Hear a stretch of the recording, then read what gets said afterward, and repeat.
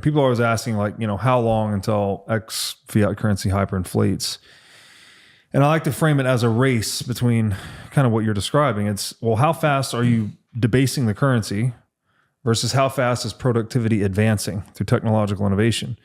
If productivity is advancing fast enough, then it actually unlocks additional runway for that fiat currency. Because you can basically think of printing the fiat currency as harvesting that productivity that's getting unlocked through technological advancement. Or another way of saying that is the productivity is unlocking new purchasing power for the money. So there's more purchasing power to be reallocated via money printing. But if the purchasing power stalls or stops or regresses, well, then the fraud gets exposed much more quickly and people feel the pain much more severely, I guess would be the point. Are you saying something like that? I think that's a great way of phrasing it. And it introduces sort of another angle to this whole thing, right? Which is, the friction you just talked about, where sort of what I was discussing before, basically with peak cheap oil, where oil went from 15 to 30 to like that was the dollar collapsing against oil from, call it, 2003 to 2008 in particular. That was that triggering, sort of losing that losing that friction. Yeah. The flip side of it is when you get into things like AI and robotics and how fast do those things happen, right, which not only can they buy you time, like you were in the manner that you were just described it, but in sort of I don't even know if the right phrase, but it's like Schrodinger's monetary factor, right? They're buying you time, but they're also costing you time. In other words, they are improving purchasing power, right, and they're reducing employment or reducing wages, right? They're putting deflationary pressure on wages, which all else equal is fine if you have an equity-based system, basically, but we don't. We have a debt-based system. And so for every robot that gets rolled in that's going to take a factory job, or every AI that comes out that takes a bunch of, I don't know, programmers out of some place, the AI doesn't have a mortgage or student loans or credit card loans. And all of those workers, nobody buys anything in our society, cash, basically. The average people pay borrowing credit. And so now we know how that works out.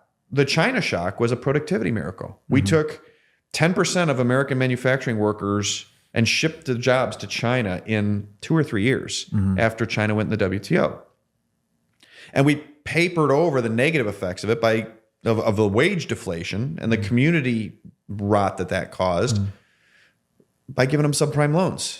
Here, I know you went from making 40 an hour plus full benefits at fill in the blank manufacturer, and now you're making $12 an hour, no benefits at Walmart, but we'll give you a subprime loan on a $300,000 house and a bass boat, or we'll give you a home equity line. And that was fine, again, until they raised rates, the collateral fell, and it all came unhinged. And then the true economic cost of offshoring these jobs, the deflationary productivity miracle, almost took down the whole system. Right.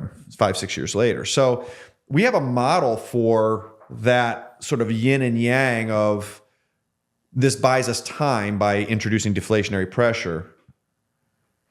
But we also have a model for it speeds up the clock by introducing on the debt, by introducing deflationary pressure. AI doesn't pay taxes, right? Yeah. Robots don't pay taxes. So receipts fall. Right. So this is like, it's introducing dislocations into markets, right? Because prices for certain things that AI automates will go down for consumers, but the things that it's automating are professional services typically. So the wages of that category also go down. So it's causing a lot of reshuffling inside of the labor market, which can be, I guess, at the same time inflationary, but also deflationary. It can be both. I think ultimately, and this is probably why it's so difficult to talk about it in aggregate, and why people like Mises and the Austrian school say you can't talk in aggregates. You actually need to talk in specifics rather. Yeah, that makes sense. And this is a good case. That was you're gonna have wage deflation in these areas, and in theory they can re-educate, retool, whatever. Yeah. Practically speaking, that's not how it's worked. Number one, right? You know, learn to code, right? How many manufacturing, you know, the derogatory term, learn to code to these manufacturing jobs that were lost. Yeah. You know, men are stubborn. 55-year-old men, most don't learn to read. Sure. They don't learn to code. Old dog, new tricks. Exactly. It's difficult. It's very difficult. But it's very disruptive because of the debt side of it. Because again, now you get into a debt-based system where there's deflation for services after we've spent the last 30 years rushing this economy into services. And it's somewhat troublingly, I guess, I would argue that the average white-collar person, I don't think has the same sense of, has felt the same sense of risk that the average blue-collar person has felt from, say, China, right? From the productivity miracle. The blue-collar person is like acutely aware. If you're not sort of like a plumber or someone plying their trade here, you know, plumber, electrician, you know, painter, those types of things. If you're a blue-collar person, you've been acutely aware of this. And I think certain white-collar trades with like IT, I think they're probably more aware of this than, but like the healthcare administrator, you look at the number of healthcare administrators in this country. Like they don't have any idea what's coming. AI's, you could, so system-wide, deflationary. Then we get into questions of, do we think the healthcare system is going to pass those through to consumers? I hope so, but I'll reserve judgment. I'm not going to hold my breath. Yeah, it's not competitive enough, right? Right, exactly. So maybe that money goes to the insurer, but you know, insurance adjusters, AI can do that. Like there's so much stuff when you talk through that whole chain, it should be deflationary until those people stop paying their mortgage and their car loans. And then the bank goes, oh. And when the bank says that, the bank has reserves to sell against credit losses. They were mandated back in 2014 and holding them. What do they hold? Treasury bonds. We started to see this with Silicon Valley and Signature. Banks were selling down, but that wasn't a bank crisis per se. It was a treasury market problem. They had the money. They were going to sell more treasuries into a sloppy market. So now you're getting into a system that, once again, because it's debt-based and it's been debt collateralized, a deflationary productivity enhancing tool that arrives too fast will break the system. And then you say, okay, well, is it, to answer your question, inflationary or deflationary? Depends in aggregate, right? Yeah. If we let the banks go, if we let them just sell treasuries and rates go into market, and it's going to be deflationary, like really deflationary. You know, until it gets so deflationary that treasury bonds start to default, and then it gets hyperinflationary. Such a whipsaw. It is, and good luck trying to time that. Number one, but number two, more likely, what's going to happen is there'll be some sort of backstop. It'll be called BTFP, you know, buy the freaking paper or whatever. Where buy the freaking paper was yield curve control for banks. That's all it was. Right. They had bad paper. It was treasury paper on their books, and they said, we'll buy it at par, even though it's trading at 60 cents. Full stop. That's what it was. You'll see something like that, you know, to help the banks, which again, okay, it is what it is. It's on some level intellectually offensive, but this is, you know, this is the market we have. This is the economy we have. This is the system we have, not the one we want. It may get us to the one we want, but I think they're going to print the money to keep the debt whole. They're going to have to reserve the debt, and they're going to start with the treasuries, and then they'll move up to the consumer debt. And pretty soon we'll wake up and be like, wow, the Fed's balance sheet's $50 trillion. When did that happen? It gets back to the whole information component you mentioned about prices, because as this vicious cycle persists, the pricing just makes less and less sense, right? Like you said, when the Fed's balance sheet is $40-50 trillion, you're just like, we're just in Narnia now. Like nothing makes, the numbers don't hold relevance to factual reality. No, and it's really the original sin if you want to talk about it. You can make the case it was 71 when we went off the gold standard, but I would argue, and I think a lot of monetary purists would argue, it was actually the 1922 Genoa Conference when the US and UK made dollars and sterling reserves equivalent to gold reserves for treatment. They basically, that was the marriage of fiat and energy. And once they did that, you're saying when there's a fixed exchange rate for monetary metal, the currency was pegged to energy. Is that what you're saying? Basically, yeah. You have you're tied to energy still, right? There's still, you had to earn it, right? Yeah. There's tied still to the energy physical, necessary to produce the metal. there was a proof of work. Yes. Effectively. Okay. Yeah. Once you said metal, once you went from metal is final settlement to metal or dollars or sterling or final settlement, that was the original sin. It was Jacques Rueff wrote about that. It's interesting. That was 1922. Putin and Xi said there's changes that we're engineering that haven't happened in 100 years last year in 23. So right around that time. But that you can make the case, in my opinion, that what the big lie that is breaking, that is no longer is all goes back to that. Okay. So if we're going to use the word solutions, I guess we'll use this term very loosely, but it sounds like it is a combination. There's only like two solutions. The printing of money, right, to keep the debt-based monetary system going on and on and on, which is to say taxing the poor and the middle class to keep the pyramid scheme going. But then there's also the productivity unlock through technological advancement that can actually extend the runway of the money printing and create all these weird dislocations you're describing, right? Where it can be inflationary for some cohorts and deflationary for others. And there's kind of like a quantitative and qualitative dimension to it. I don't know. It's messy. Let's say I don't think it's easy to say it's inflationary or deflationary. As you said, it's much more Schrodinger-like. In some kind of superposition, perhaps. Okay, so if that's the spectrum of possibilities. Are there historical examples of this that you think are relevant that we could bring in, maybe examples of other nation states that have faced similar circumstances and gone down a combination of these solution pathways? The UK one, we talked about it a little bit ago, which, how relevant is 210 years ago, given what we have? But I think it is instructive in terms of the magnitude of productivity miracle. But again, they didn't have a debt-based system. So yes, productivity miracle, you're enforcing deflation on some people. Those people harshly, right? These, you get into Dickensian times, right? Where, hey, you can't pay the rent. Go out in the snow and take your kids with you. Well, we might starve. Sorry.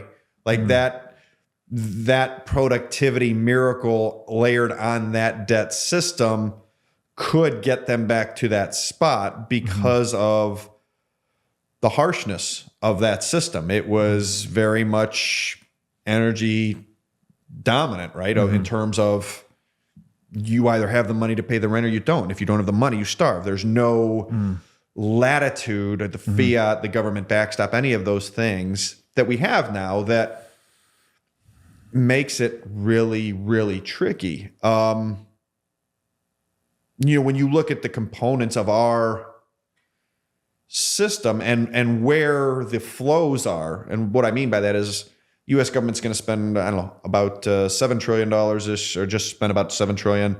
They took in receipts about $5 trillion. Of those $5 trillion in receipts, $3.3 trillion are health and human services and entitlements, or Social Security, excuse me. So entitlements. About $1.4 trillion pro forma gross is interest. About $900 billion is defense. So we're already at $5.6 trillion on $5 trillion in receipts. We haven't even gotten into parks, recreation, labor, education, veterans affairs, which is $350 billion now after all these silly wars. All this stuff. But if you look at those flows and a cold Dickensian manner, like the fix is easy. The fix, I say the fix, and I want to be clear with this because this is, Fix in air quotes. Yeah, it's you get rid of $3.3 trillion in entitlements, which is breaking promises. just breaking promises. It's a default. Yeah. You know, so now those broken promises in theory could also be kept by early death. Kept but restructured by early death of the people involved. Not something I'm wishing for, not something I'm hoping for. But there's an incentive for it. There's an incentive for it in theory, right? I mean, if you are a sociopath, then yeah, there's an incentive for it because if the 3.3 trillion very much, particularly on the Medicare Medicaid side, very much abides by a Pareto principle, 80-20 rule. Some enormous percentage of Medicare Medicaid spending takes place in the last 6 months of life with people who are very unhealthy and aren't going to live much longer. And so if something happened where the sickest 30% passed on quickly, got sick and died quickly, then mechanically, what happens to those flows? You get much less outlays. Right. Their wealth flows to their kids. Their kids are able to pay off debt or get out of, practically speaking, their kids are all Gen Xers, and Gen Xers are in their peak spending years where they got, kid. So you're going to get a multiplier effect and massive estate tax receipts. It's just like horribly dark. I don't think it's happening. I don't even really like talking about it. But again, if I'm an objective analyst and I don't want to be the guy who says, well, it's either inflation or default or high inflation, there's no other way out. No, there's also sort of, this messy disruptive technological thing, but there's this other thing that, you start dancing around some very uncomfortable issues. I don't even like talking about it. I love my parents. I love my in-law or my mother-in-law. My father-in-law's passed on, but but again, as an objective analyst, are there sociopaths that would think about those things? I don't know. Well, look, and I wouldn't like to go down this too far, but I couldn't help but feel the recent years we've lived through. And I mentioned Dr. Jack Kruse to you before we started this conversation, and that was one area I didn't mention, but he leans into that particular, I would call it a malincentive, looking at it from a human perspective.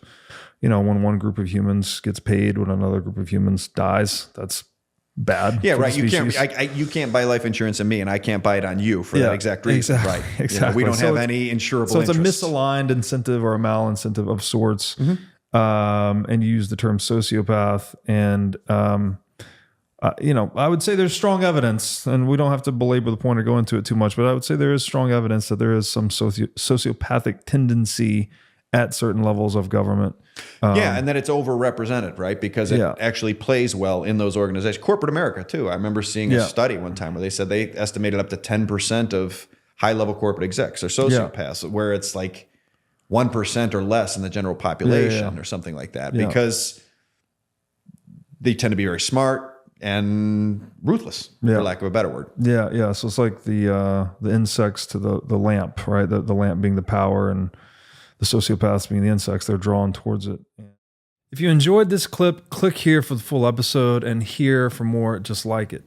Also, like this video to help shine light on the corruption of money and subscribe to stay connected. Thank you.